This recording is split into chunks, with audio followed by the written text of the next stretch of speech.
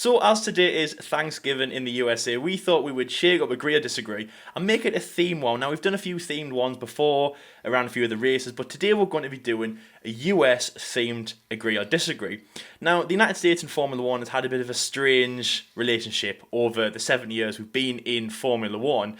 You know, we've had tracks in and out. We've had some good tracks, nevertheless, and of course, we have the one now in Austin, which might come up in this Agree or Disagree. We've also had teams, also had drivers. Of course, we already have a team now in Haas F1 team, which of course has been in for about 6-7 years and might have a bit of a strange relationship, of course, letting their two drivers go at the end of the season. And of course, their world champion in Mario Andretti. So it's going to be a good one, we hope. And we've got some good Agree or Disagree statements, again, from you guys over on Twitter. So again, thank you very much for that. You never disappoint us in this. So while you're in the middle of watching Thanksgiving football and having some turkey, just spare one moment and stick with us for about another 50 minutes or so and watch Agree or Disagree in our US Thanksgiving style Agree or Disagree episode. So, Jordan, today, while hopefully people are putting down their turkey and pumpkin pie and watching us for a little bit, and obviously we've got to squeeze it in before the Thanksgiving football kicks off, yes. What is our first statement for our American Thanksgiving edition of Agree or Disagree? Well, firstly from me, happy Thanksgiving to all of our American followers. Maybe it might be one or two of them, I'm not too sure. But if you are watching from America, happy Thanksgiving as well. Hope you are enjoying your turkey and you are enjoying our company as always. The first one comes in from a Doctor Who. And he says, I'll just quickly go past my microphone for a minute. He says, no new driver from the USA or in fact the Americas at all will join F1 in the next 5, possibly 10 years. Now, it's been a long time since we've had an American F1 driver in the ranks. 5 to 10 years. I'll go on a limb and I'll say disagree. I'm also going to say disagree. I think the obvious candidate to go for is Logan Sargent in Formula 3 right now. Now, at time of recording, there's been no official confirmation as to whether he's going to go up into Formula 2 or stay in Formula 3 for another year. He was one of the frontrunners for the Formula 3 title. Unfortunately, he just missed out to his teammate, Oscar Piastri. He had I think in Formula 3 in his first season, he had a very slow start to his, brand new series, of course, going from one of the regionals up towards the big, one of the big leads, Formula 3. He struggled in his first season. However, he got himself together and really impressed in his second year. So that's certainly something to go off. He's part of the Prima team as well, of course, part of Ferrari. So that does help in that sense.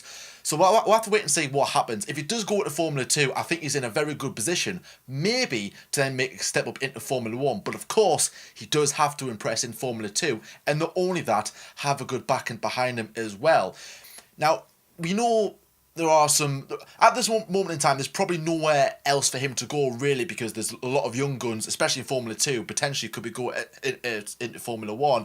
Mick Schumacher and Nikita Mazepin, of course, they're reportedly close to signing for the Haas F1 team, like Lyle said there before, the only American F1 team in right now. And that will make sense for a driver like Logan Sargent, an American driver, part of the Ferrari program, going up into the Haas into one of the Haas seats. And if Mick Schumacher or even Mazepin decides to leave, maybe Sargent could be one of the next guys to then go in if he has connections in that way. Maybe the next move for him could be like a development driver or a reserve driver for the Haas F1 team. That could be a good move. But it's all about, we don't have a crystal ball in front of us, so none of us knows what is going to be happening. So, Sargent might take a left turn and go to Formula E. We've seen that before. He might just abandon all of it altogether and go off to another form of motorsport. So we don't know, but on this trajectory at this moment in time, he's had a good season in Formula 3. If he does go to Formula 2, let's see how he goes for that. Another young American hopeful, 15-year-old Jack Crawford, who's just, I think he missed out on the ADAC F4 title by 2 points as well, so very close from him. He's tipped for an up-and-coming like a future Formula 1 star, but of course he is very young and he's very inexperienced in single-seater racing, so he's the one to watch, but certainly a long time for him to go, not like in the next couple of years, like what maybe a Doctor Who said there, maybe 5 to 10 years for him. If he was in that bracket and Sargent wasn't, then I probably would be agreeing with a Doctor Who's opinion. The other one that we're talking about is, I'll try and get his name right, Hunter Yearney, I think that's how you say his last name, Yearney, I'm not too sure. Again, he's 15 years old.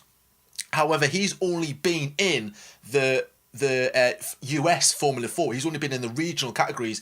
He's only been in American racing. He's never done anything like international or anything outside America.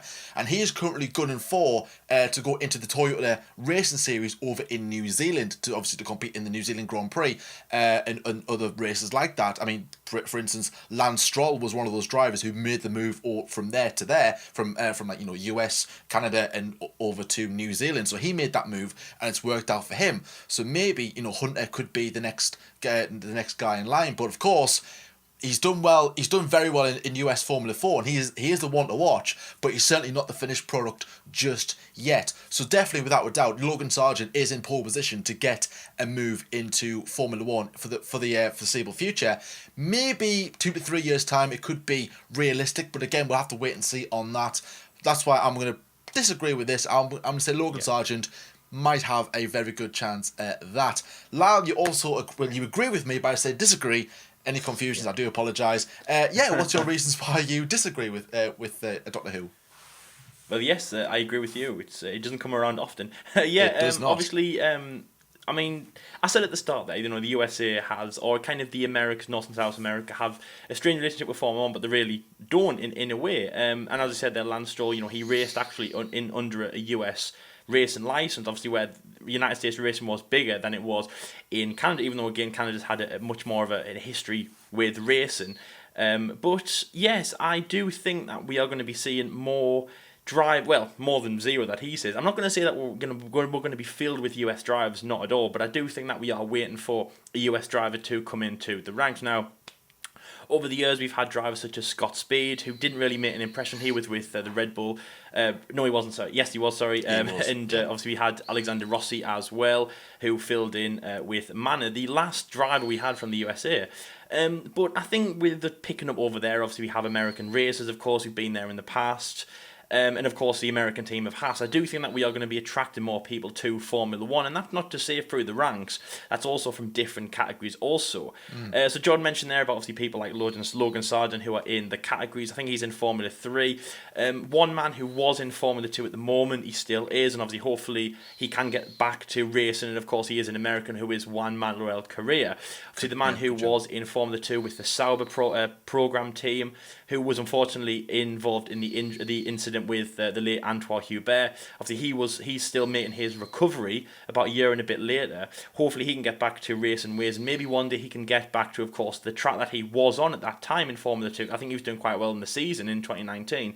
He can get back to, of course, getting into Formula 1. He's an American as well. Hopefully, he's got a very good path for him. In terms of other people in the ranks, of course, as we've just said there, Logan Sargent, of course, Jordan knows a few more people that are in the ranks. But I think just looking at a general kind of look from this, it is that we're going to Austin. We're going to Austin. We're beating Austin. Obviously, we've got another question there about more races and things. The race that we've been to, Indianapolis, Detroit, Long Beach, Dallas, things. And then, of course, Mario Andretti, the Haas team, who, of course, have been in twice. I don't know if it was a relation, Haas, the first team in the 70s, to, of course, the team now, but it will be attracting people from there, and again, they love their sports, they love racing, IndyCar, NASCAR, it's a great kind of southern atmosphere, and it really mixes in with, obviously, the race down in Austin. The Mario Andretti team, McLaren Andretti, as I believe they're still called now, the McLaren IndyCar team that Fernando Alonso races for when the Indianapolis 500 comes around, that's attracting drivers who are actually interested in driving for McLaren, not just in IndyCar, but also around the world in the different sports that they compete in. I think they're also in touring cars. They do some racing in Australia, and of course the big one is Formula 1. I think from all those different kind of categories and all those different things, we are definitely attracting more people to Formula 1. Whether that makes they'll be getting to Formula 1, obviously that's just down to how well they do, but it definitely means that they will be getting into the line of trying to get into Formula 1 for the future. I definitely don't think it's a closed book. I definitely think people are trying to get into Formula 1 to say, and of course the main thing was, as I've just said there at the start, Haas, they don't have any drivers for next year. Now, of course, again, like Jordan said there, we've got people like Mazepin, Schumacher, Schwartzman. I think it's Schumacher and Mazepin that are very much close to signing. At time recording, no one's been signed yet, but I think those two are very close to be signed. We've got my guy Louis Delatraz, who people have looked over, which I feel quite, I feel hurt by that. Gene Haas, who was also American. I know, Pure Delatraz, I know. But yeah, I definitely think that we are attracting more people, especially with Haas. Hopefully they can stick around for the future, because I think they are definitely holding up, really, the US flag for Formula One. So I definitely disagree with that, and obviously I agree with Jordan about that, and obviously, yeah, there's guys coming through the ranks, but I definitely think it's an open book. We're trying to attract people, and we are attracting people to the world of Formula One. So the next statement comes in from, has Sebastian Vettel scored points? And actually, Yes. he has. He has. 15 of them, to be fair. And he scored a incredible. podium for good measure. He scored a podium, absolutely incredible. That makes 12. Sebastian Vettel has made 12 different people in Formula 1 on the podium. Absolutely incredible from him. Obviously alongside Checo and the new 7-9 world champion Lewis Hamilton in Turkey. Let's see what he can do in the two Bahrains. Of course, the track that he's won at before. I think he's the most successful, actually, at Bahrain. Obviously, he's won here with Scuderia Ferrari and Red Bull Racing. I think it was 2012, one obviously probably my favourite races for Sebastian when he won this race. Anyways, so Sebastian Vettel has Sebastian Vettel scored points? And the answer is yes. I agree with that, Jordan. I agree. I agree with that. Yes, Vettel, he scored points. So they have said F1 should have multiple races in the US or more in South America. There are too many countries in Europe compared to the other continents. And now, of course, second thing is a fact, but to have more races in the US, I'm gonna split this as well. The US, I agree with both those statements, definitely. Obviously, South America, we do have races there. Obviously, we're still in Brazil, but obviously we're looking at Argentina, a place like that. But in terms of the USA, I'm definitely gonna say agree. Yeah, I would say agree to that as well. Yeah. So we've had races around the USA before. We've raced in Dallas, we've raced in Long Beach, we've raced in Detroit, which obviously is a very symbolic race. You know, the home of they call it, I think it's Petrol City or something. They call it up there. You know, obviously where Ford was founded, and of course now we still race in Austin at the Circuit of the Americas. Again, a question that will come up very soon.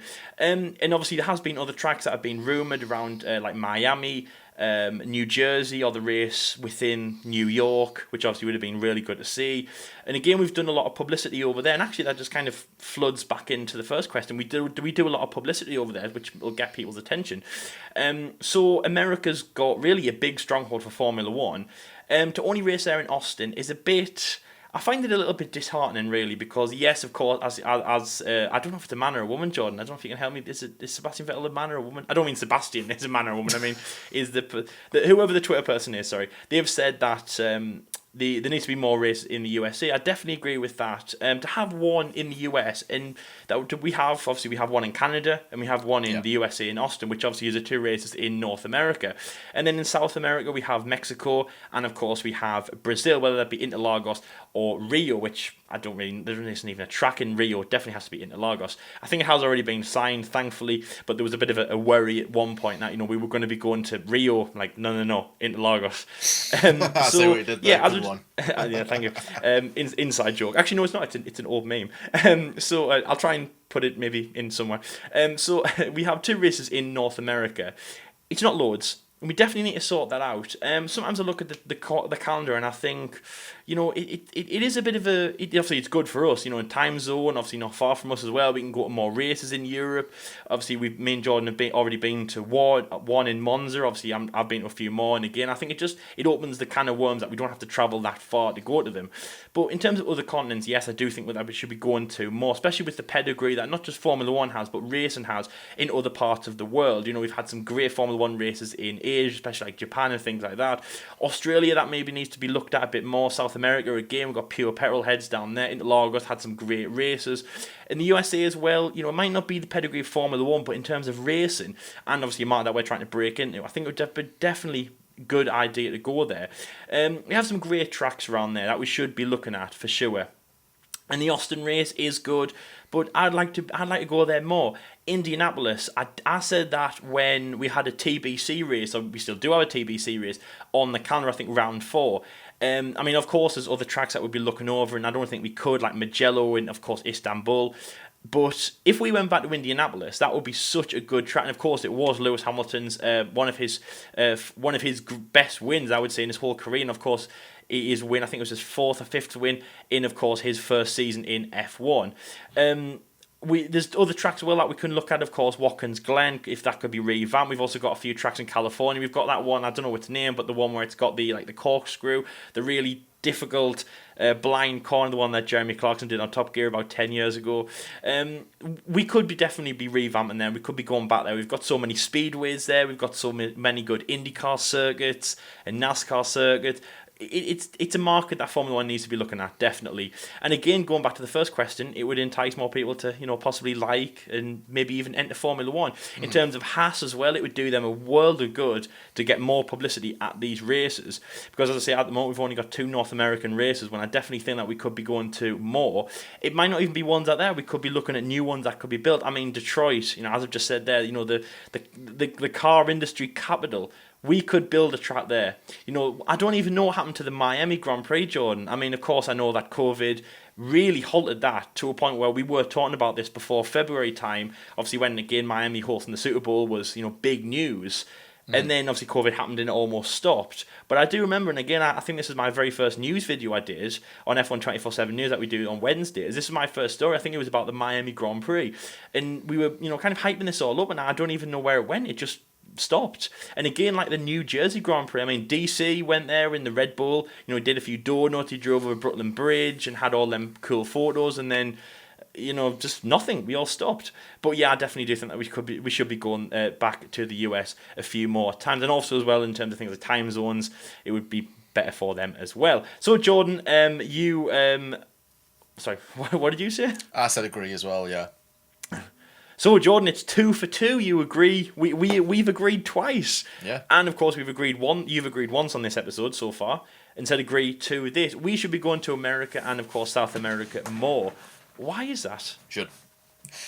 Well, firstly of all, I think it is definitely an audience that I'll start off with it's more towards getting more races in America rather than South America, and I'll explain why in a minute.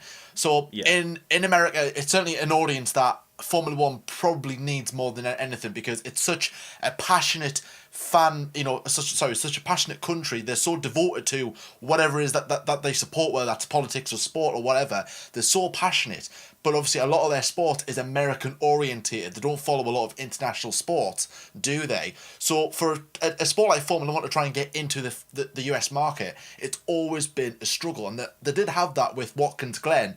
That was the big kind of, probably you could say probably the golden era perhaps. A lot of people said it was a party atmosphere, it was good racing, but then things kind of dwindled and it didn't, I don't know, I can't remember how exactly it ended, but I don't think it was a good ending. But back in the day, it was a festival in a way. But especially, I think a lot of things were tarnished. Formula One was trying to get into the US market, and they have been for such a long time. And it was getting there when they did race at the Indianapolis Speedway. But then, of course, 05 race happened, and all things went wrong. Which again, the next opinion will kind of clarify that. We'll get onto that in a little bit. But certainly, if you can break into the into the US market in terms of sport internationally, you've done a really good job. And I'm not just saying that as if nobody in America knows what F1 is. There's loads of people who follow Formula One, and of course, it's a good thing that we've got a US F1 team in the sport, and of course, it makes people more interested to follow, because if you're watching it in a different country and you're watching, and there's loads of nations there, like Britain, France, Spain, whatever, and if you're from a country that has got nothing to do with that, if there's no races in your country, there's no drivers from your country, no teams from your country, you're not going to be that interested. You've got no one to really support. Normally, if you're very young and you're watching either whoever's winning at the time, for instance, Lewis Hamilton, Michael Schumacher, but if you're I don't know, a random guy who likes Jenson Button, no disrespect to Jenson Button, but back in the day he wasn't exactly a driver to be your favourite driver, but you could say, well, he's British, and he's from, where is he from? No, is he from Cheltenham? I don't know. I can't remember where he's from. The only thing I know that's quite juicy in terms of where drivers are from is that George Russell and Martin Brundle are from exactly the same town. I think it's Kings Lynn in Norfolk, but obviously we're not talking about them. But that's just a little bit of a tidbit for you. I don't know where Jensen's from. And I know Lando Norris is from Bristol. That's another thing. He's from Bristol. And Lewis is from Stevenage, but everyone knows that. Everybody knows that. But you know what I'm saying. So obviously, if there is a team from the US, that does help. I think one thing as well as having like maybe one or two races, because they have a race in Texas, which is in the south. But I imagine a lot of people who live in like the north of the northern states of America, or the eastern or western, it's a long time to travel, and you're not going to bother. So if you have a race in like one or two different areas of the US, that could make it more feasible. But I think they do need that. But one thing I think they need more important than a race is a good driver, because if they've got a superstar driver to follow, it's going to make them more what is it kind of inclined to support. Yeah, that's the word I'm looking for. Inclined to follow the sport because of that said driver. Now this brings me into South America, because a country, for example, Brazil. What a passionate country that is. So, for instance, if they've had brilliant drivers, Nelson Piquet, Ayrton Senna, Felipe Massa.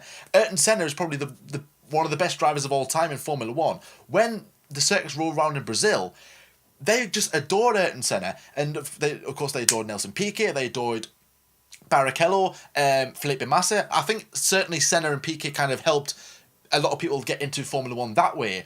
But certainly, if Senna and Piquet had never even came into Formula 1, or even had a Brazilian Grand Prix, or even if there was, would the Brazilians have even followed F1 as closely? Probably not. But because they've had such superstar drivers like I said, Piquet and Senna, then they've said, right, okay, the next Brazilian that comes in, we'll support them. Okay, they haven't done that well. Let's look for the next one. Let's go for the next one. With the US, they've only had 2 world champions.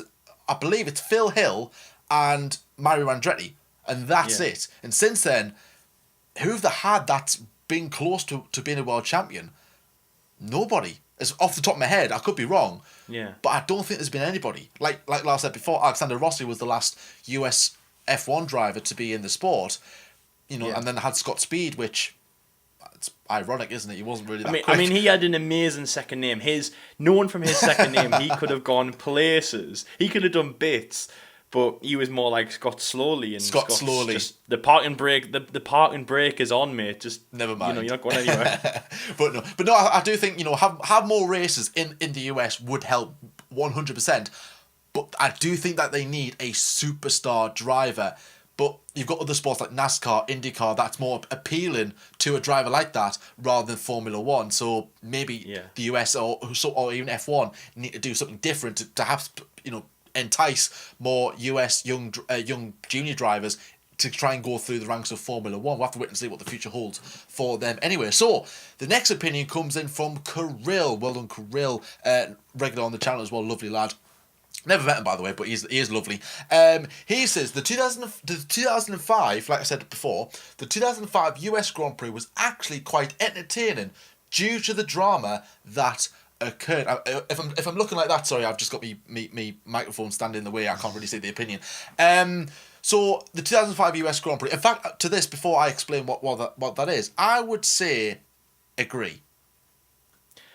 I'm a bit on the fence with this one, but I guess in terms of a pure entertainment side, more than just like the Formula 1 and political side, in terms of just the entertainment side, I'm gonna say agree, but as I say, I'm very much on the fence here. So if you're watching this and you're not too sure what's so big about the 2005 US Grand Prix, what happened there? Well, first of all, go and watch it on YouTube. Go and find some videos on YouTube. That'll give you a lot more information than what I'm about to tell you, because I'll tell you kind of a brief outline. So, the F1 circus rolled up to the United States for the 2005 US Grand Prix as normal. And I think it was in qualifying. I don't know if it was in practice or qualifying. Ralph Schumacher in the Williams was going around the final corner, a long right-hander, and it put a lot of strain on the tyres that he had, which were Michelin's. Now, back in these days, you had 2 tyre suppliers. You had Michelin and you had Bridgestone. So some teams ran Bridgestone, some teams ran Michelin. Now, the Williams at the time, where Ralph Schumacher was driving, he had the Michelin tyres on. He went around the final corner, his tyre exploded, he hit the wall. It really did, it did hurt him. He was out for like 4 or 5 races. I think he was unconscious for like 30 seconds to a minute about this point. So very dangerous. And the US, the Indianapolis Speedway as to where they were, it's a very fast track. It is, especially on the oval section where, and then of course they would use the middle bit for like the Grand Prix bit, if you want to call it that. And then there's the big whole fast score is, is Michelin hasn't brought a strong enough compound of tyre to withstand the amount of forces that was required to make that corner without the tyres blowing up. And Michelin said, we can't guarantee that there'll be another blowout. So all the Michelin teams were like, whoa, we don't want to race, and so they tried to compromise it. They couldn't come to anything. So the formation lap comes about. They warm up the tyres. All of the Michelin teams go into the pits. All of the Bridgestone runners form the grid, and there was only six cars on the grid, and I think there was 22 cars on 22 car grid that season, and there were 6. You had the 2 Ferraris, the 2 Minardis, and the 2 Jordans. Mad. You had obviously the Ferraris, they were the front runners. You had the Jordans and the Minardis that were the back markers. They were slow. It was just weird. Now, at the time, I wasn't following Formula 1. I don't even remember this at all, but I think I briefly watched Formula 1 back then, but I wasn't like a full-on fan. So I'm going to give my opinion as if I was a fan watching it on TV. If I was watching that on TV as a fan now, I would be like, okay, what's going on here? Like, what the hell? This is weird. This is amazing. I like stuff like that. That's just my preference. Totally random out of the blue. Like, okay, this is different. Ooh, what's happened here? Drama. Wow, what's going on? But if you were at the race and you've paid hundreds and hundreds of pounds. By the way, the fans that attended did get a refund from Michelin and tickets to the next Grand Prix in 06, by the way. They got free Michelin tyres. Whoever had Michelin tyres on, either like a car or whatever, were like, get them off, we're going to Bridgestones now. Or even they might rent to Pirellis, who knows? So yeah, there was a big, fast score about that. But if I was at the race, I wouldn't have enjoyed that. I would have been like well, I've came to watch a race, and we're only watching 6 cars. There was booing, there was people throwing things on the track. That just tarnished F1's reputation. They were trying to build a good relationship. That just killed it. Yeah. They raced for another couple of years until 07. Was it 07? I think it was 07. And then they didn't come back. First, yeah, Lewis Hamilton's second win, actually. It was his second win. And then of course came back in 2012 where they race now at the Circuit of the Americas. So as a fan, I think that would have made it even more interesting, in my personal opinion. Of course, some people were like, they would have hated that race, like the 6 cars. There's nothing entertaining about that.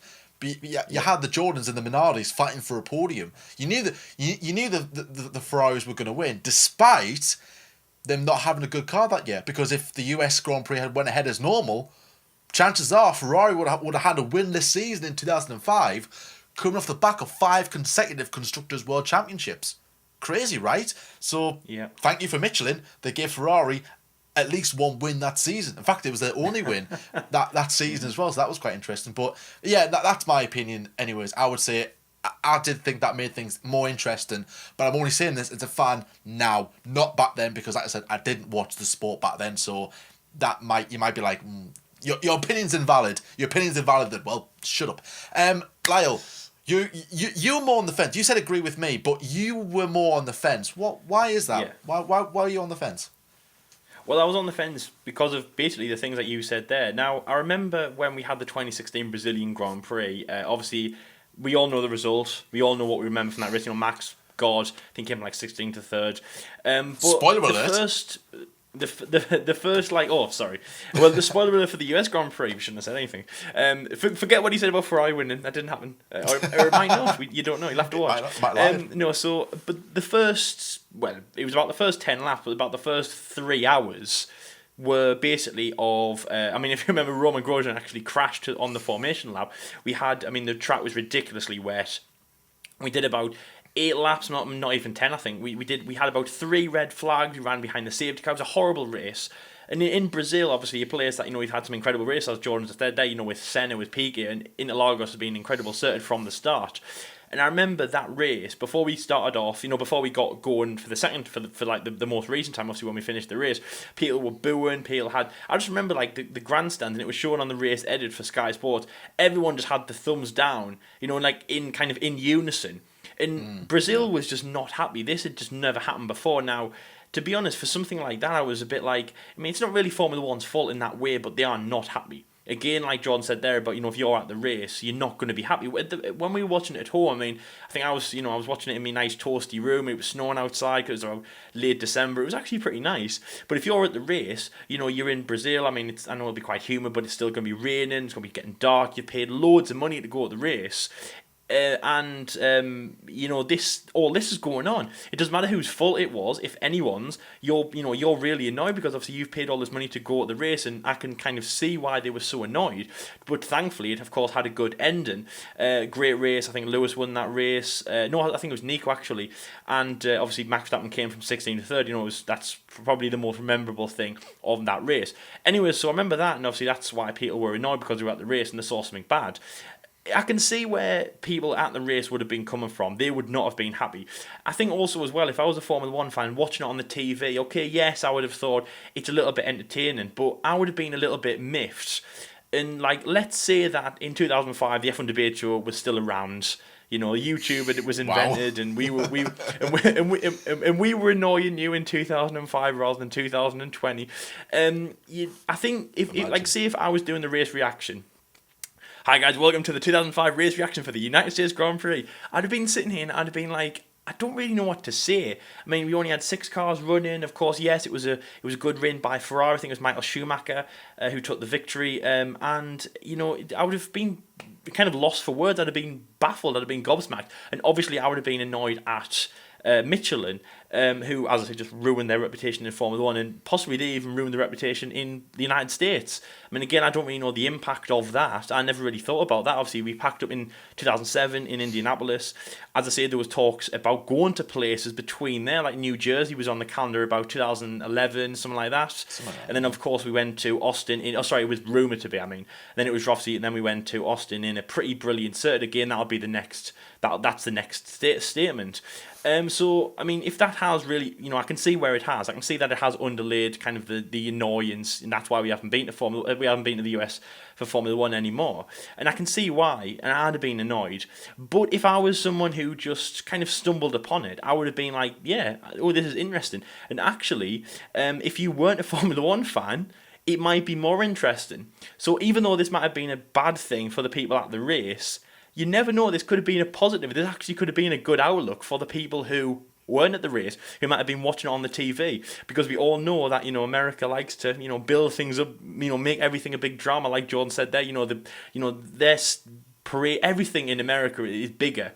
And, they might have loved to see this on the TV. Like, 6 cars, this is absolutely incredible. Like, let's just leave IndyCar for a second and let's go and watch it at the Speedway as well. So obviously, they run the very famous Indianapolis 500 as well. So they might have loved this. It was entertaining to see. It was annoying. And I think as a fan, if I was at the race, or if I was watching it on the TV, again, I wasn't a fan. Like John said, we weren't fans then. I mean, we were, 7? So, I'd have been miffed. I'd have been annoyed. Even if I was watching it on the TV, I'd have been annoyed. And I can see why. If we did pack up and leave and never go back for about, 8 years, I can see why. Not 8 years, it's not a lot, about 5 years, 6 years. I can't... I'm not very good at quick maths, guys. From 2007 to 2012, we didn't go back for that reason. I can see why. But it's just one of those shames. And I mean, obviously, just last thing as well, on terms of the safety side, I can completely see why. I mean, obviously, now we do a standard one type of regulation tyre, which, of course, is Pirelli. Back then, of course, you had the choice as well. I think Dunlop were involved in the mix and things like that. Of course, in terms of safety, I mean, again, after the 2013 delaminations that we saw at Silverstone, there was a lot of, people coming back after, a few years off, after, saying this happened to the Michelins, this has now happened to the Pirellis, and of course, tyres have to be incredibly safe, so I can definitely see why it was safety pro, and I can definitely see why they did it, and of course, safety definitely goes over, the fans. It's a bit like our COVID right now. Fans wanted to be at the track. Of course, we were very annoyed. Me and John didn't get to go. Yes, we got a refund and we're going next year, but, we didn't get to go. But it's about safety at the end of the day. And obviously, safety in 2005 was around for the tyres and, it stands. So, yes, fans would have been annoyed, but it was all about safety at the end of the day. I said agree to this only for about 51-49, a bit like the percentage of, how Donald Trump beat Hillary Clinton last time. But I am still on the fence. It's a good question, but I still am on the fence about that. Anyways, moving on to the next statement, the final one from me, and this comes in from User, and this is the title of this episode. It's probably the best one, because I was a bit blown away by this, because we all expect people to say, I mean, again, it's only his statement, but we all expect people to say, actually no, it wasn't just one person, it was from two. It was from the Understeer podcast, I believe it was. We also got the same statement from them, but obviously you got there first on Twitter, so you got to get there first. A bit like Scott Speed, you got to get there first. So he says, actually two people says, and I think more people will do as well, that the Circuit of the Americas is a fantastic track, ruined by massive tarmac runoff areas. Now, firstly, I'm surprised that he said this was a fantastic circuit, and I've got a good reason behind it. Is it better than like Spa, Monza, Silverstone? Well, that's not the question. That's not the thing. He said a fantastic track. Doesn't have to be better than them. So I'm going to say to that, agree. Fantastic track ruined by runoff areas. Yeah, I'll say agree to that as well. So the first track that comes to mind that's ruined by tarmac areas is Paul Ricard. People's most hated circuit on the Formula 1 calendar, very closely followed by Sochi. Paul Ricard is a ridiculous circuit because of the fact that you can dump a wheel, you can dump two wheels, you can dump four wheels, you can technically you can drive whatever racing line you want. Not even gravel trap can save that heap of... Yeah, you don't even have to be, to be honest, you don't even have to be on the circuit of Paul Ricard. Over those blue and black, hypnotising things, you can just drive anywhere you want. To be honest, if you wanted to just do a straight line between the pit lane and just drive whatever you wanted, I mean, they're not going to stop you. Like, I remember when Paul Ricard came back, we all looked at races like Suzuka and we thought, that's a proper circuit. You dip a wheel, or half a wheel, or not even half a wheel, you have to dip like a fraction of your wheel off the circuit, and you go flying. You hit the grass, you hit the gravel, you hit the grass on the side, and you're off. And that's how a race should be. Paul Ricard is just he's no challenge whatsoever. The USA, it has got some tricky areas, and obviously it is a good circuit. You've got high curbs, which again the Understeer podcast did say about, it kind of ruins it with its high curbs. You have got, it's quite technical, it is tight, and of course you have got gravel traps, you have got grass sections, you can run off, you can slide. Obviously you remember Sebastian Vettel in, I think it's 2018, he of course span round in a pretty challenging corner. But you do have runoff areas. They've got red, white, and blue, kind of tarmac runoff areas. I mean, it looks good from an overhead, and of course, like all that USA spirit, it looks great. To see like the colours of the flag around the circuit. It does look great from up ahead, but in terms of racing, it doesn't, because if you run wide, I mean, one of the big ones I remember from last year's race, now I don't know the names of the corners. I feel like it was turn 16, but I don't know. I might not even have 16 turns. It was the one where, obviously, you've got the start finish straight, so you come in. It's after like that triple right-hander, the one where Max Verstappen went over the curbs. But again, that's another reason why he could easily do that because of the tarmac area. But it's the one where it's coming downhill. You go left downhill, then of course another left. You're back on the start finish straight, and of course you turn left downhill. Then of course you got the left going after the pit lane. That was the bit where every person was running off very wide. So the track would be here, they would do like that, the oval. They were doing that in about, I think it was practice sessions, and then of course the safety car came out to show us the line. Now, of course, the FIA, the scrutineering office, can of course penalise you if you do run wide, and that's the point. If anything, having the tarmac makes it more interesting, because tracks like Suzuka will, of course, you will naturally think, I can't do that, because if I do that, the car will get beat, or I'll spin, I'll crash, whatever. In a track like Paul Ricard or Austin, if you do that, you'll get penalised by the FIA. You'll get a warning, you might get a black and white flag, then another, then of course you'll get a penalty. But it's not the fact that I physically can't do this. You don't want to do that because you don't want to get a penalty, but you can do that if you want. Like, if you mess up, and you can do that because, it's tarmac, you're not going to like crash or anything like that. To be honest, you might not even lose any time because of the fact that it is tarmac. I think it's a bit sticky. It's kind of like the road level tarmac compared to, of course, track level tarmac. So you'll lose, tenths of a second, things like that, but you won't lose loads. So in that race, I remember people were running wide, and then that's when the FIA had to get on and say, this is the track limits. and it still kept happening because drivers thought, if I do this, there's really no difference. I mean, yes, of course, the FIA won't look at it very good. I might get times deleted and things like that, but I can do that because it's tarmac. It really does me no harm. And again, like I just said there about Max Verstappen in 2017, I think it was, he, of course, ran wide. I think it was a Ferrari of Sebastian Vettel. He ran wide on that triple left-hander. He just cut the corner straight away. Now, of course, he wasn't given a penalty because of that. Sorry, he was given a penalty. I think he was deduced a position. You had to give the position back to Sebastian. And of course, then the certainly the Americans added not barrier. What's the word? Like a curb. Sorry, a curb over that part. But it was already done. And the fact that Max Verstappen did this, I mean, should he have done this? No. Would he have been penalised? Yes, he would have. But again, it comes back to the point where if he did that in Suzuka, he couldn't do that physically because there'd be no space. It would be grass or it would be gravel. He couldn't do that. But in certainly the Americas, where it's just tarmac, he could do that. And if anything, he thought, if I dip like 2 wheels out of me 4 onto the actual track, it might count. But because it was tarmac, he thought, I can have a go and I can do it. And also, it doesn't run to the traditional circuits that we have on. But to go back to the first point that he said, it's a fantastic track. I do think it is great.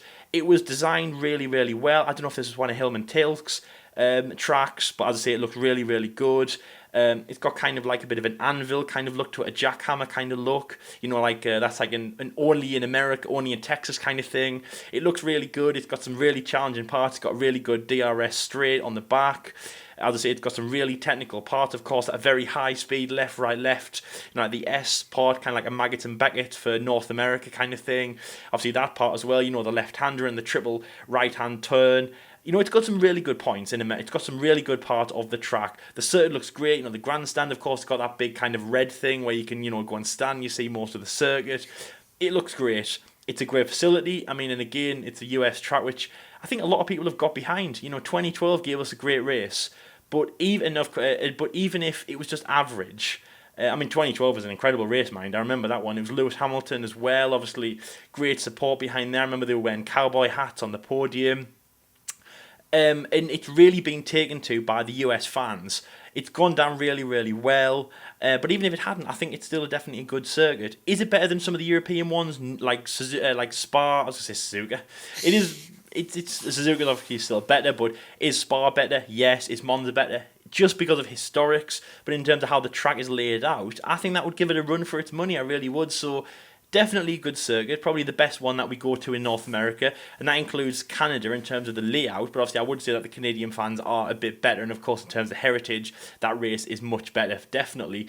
But yeah, the quarter definitely gives it a run for its money, so I definitely agree that it is a fantastic track. They just need to possibly get rid of the tarmac and add in some gravel and grass, and make it tighter like Suzuka. Anyway, Jordan, you said... I keep forgetting. What did you say? Agree as well? I said agree as well, yeah. Okay. So Jordan, like me, you said agree.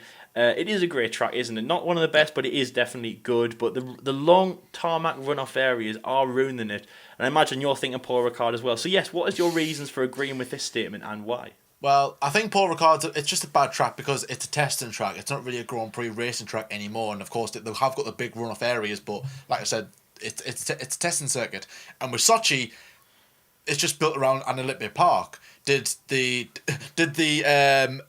Olympic Park built around the track, or was the track built around the Olympic Park? Which one was built there first? Because with Russia, it's very limited, isn't it? If it is built around the Olympic Park, but they should have made it better anyways. But they are trash.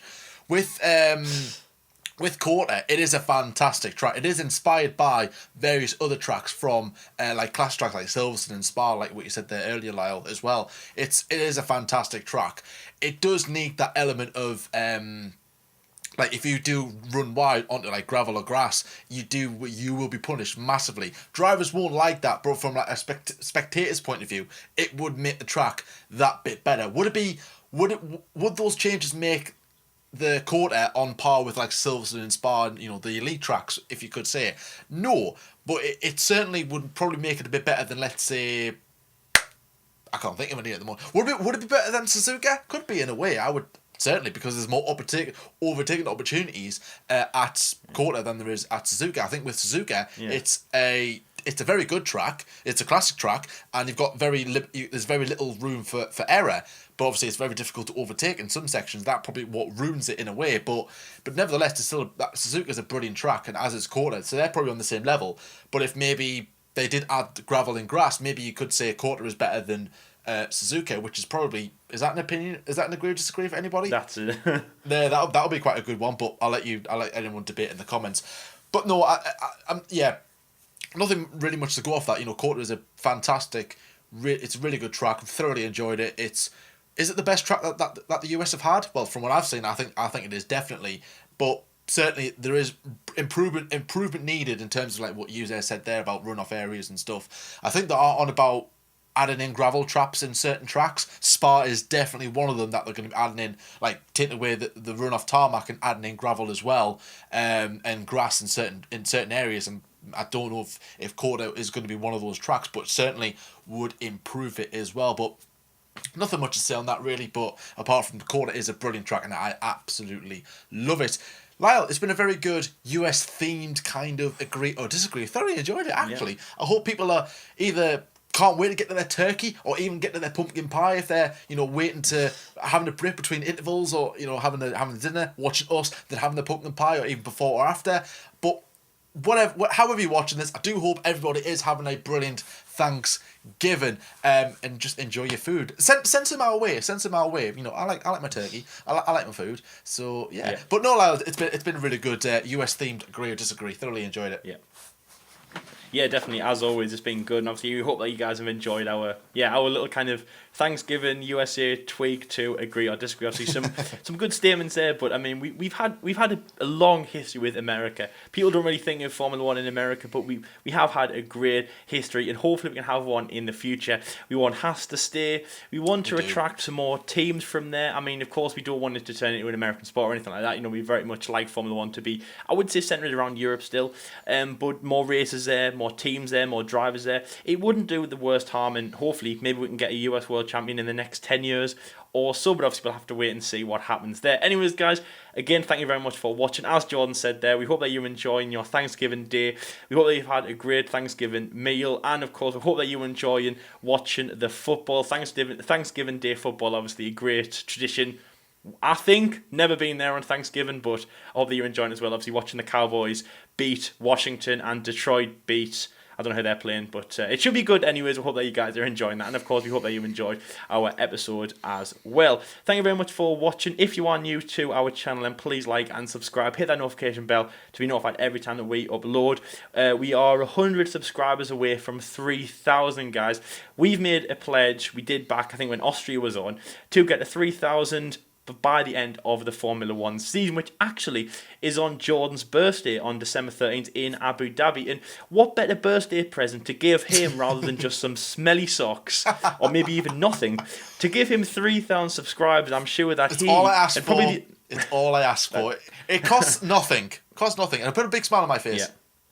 Yes, you want him to have a big smile. And yes, it does cost you nothing as well. I think that's probably the only present that he gets that I will like as well. So yes, give him the present he wants, and also give me the present I want for not even my birthday. An early but a Christmas and a Thanksgiving and a festive treat for our channel.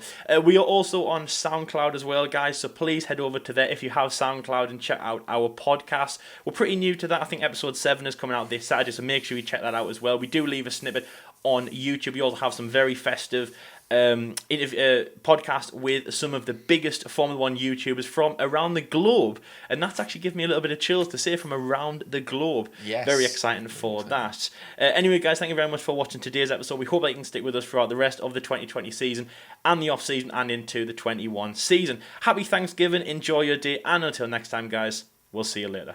See you later, guys.